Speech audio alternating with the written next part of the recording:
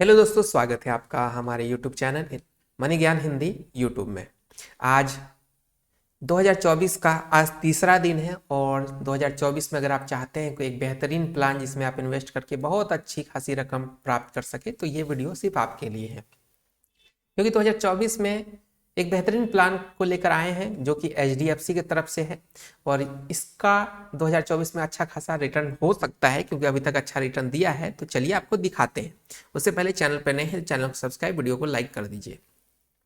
सबसे पहले इसके रिटर्न की बात करें तो जब से ये फंड स्टार्ट हुआ तो 20.97% का रिटर्न हर साल दिया है एवरेज। पिछले 5 सालों की बात करें 23%, 3 सालों की बात करें 36% और पिछला साल 44%। 6 मंथ की बात करें तो 23% से ज़्यादा का रिटर्न। और इन्वेस्ट करना भी बहुत आसान, सिर्फ 100 रुपये से आप मंथली इन्वेस्ट कर सकते हैं। अगर एक बार पैसा जमा करके भी छोड़ना चाहते हैं तो 100 रुपये करके छोड़ दीजिए। तो मिनिमम अमाउंट बहुत ही कम है। और फंड का नाम आप देख लीजिए, HDFC का स्मॉल कैप फंड है।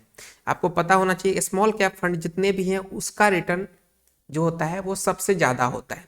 फंड साइज देखिए, आपको विश्वास नहीं हो, 25,000 करोड़ से ज़्यादा इसमें पैसे अभी तक जमा हो चुके हैं। मतलब लोगों ने दबा के पैसे इसमें जमा किए हैं और रिटर्न भी अच्छे खासे प्राप्त हुई है।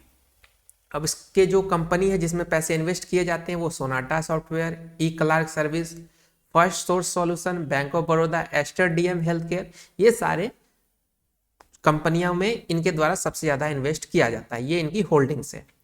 अब हम लोग चलते हैं, कितना पैसा आपको जमा करना है, मात्र 899 रुपये। और रिटर्न आपने देखा 20% से ज़्यादा है, हम लोग भी 20% ही रखेंगे। लेकिन एक चीज़ आपको बता दें कि रिटर्न की कोई guarantee mutual fund stock market में नहीं होती। यहाँ पे थोड़े बहुत ऊंच नीच होती रहती है, थोड़े बहुत कम ज़्यादा होते रहते हैं। तो ये चीज़ आपको ध्यान में रखना पड़ेगा। हो सकता है 20 से 25 भी मिल जाए, हो सकता है 20 से 15 भी मिल जाए। इन चीज़ों को ध्यान रखेंगे तभी आप म्यूचुअल फंड में इन्वेस्ट कर सकते हैं। बाकी अगर आपने फिक्स समझ लिया तो आपको हर दिन टेंशन होगी, तो आप म्यूचुअल फंड में इन्वेस्ट ना ही करें तो बेहतर है। अब चलिए कैलकुलेशन पे चलते हैं। अगर आप 899 रुपये हर महीने जमा करते हैं तो 5 साल में टोटल जो जमा आपकी राशि होगी 53,940 और 20% रिटर्न अगर मिलता है तो 39,000 रुपये आपको मिल जाएगा रिटर्न के तौर पे। टोटल अमाउंट जो 5 साल में बनेगा वो 93,000 की बनेगी। अब 10 सालों में तो 1,07,000 इन्वेस्ट करेंगे, 2,35,000 आपको रिटर्न मिलेगा। टोटल वैल्यू 3,43,000 की होगी। यही 15 सालों में 2,15,000 आप जमा करेंगे, 26 लाख रुपए तक आपको मिल सकता है। टोटल वैल्यू 28 लाख की। और थोड़ा आगे बढ़ते हैं, 25 साल और 30 साल का अगर हम लोग देखें तो 30 साल में जो रिटर्न मिलेगा, आप इन्वेस्ट करेंगे मात्र 3,23,000 रुपये, ठीक है।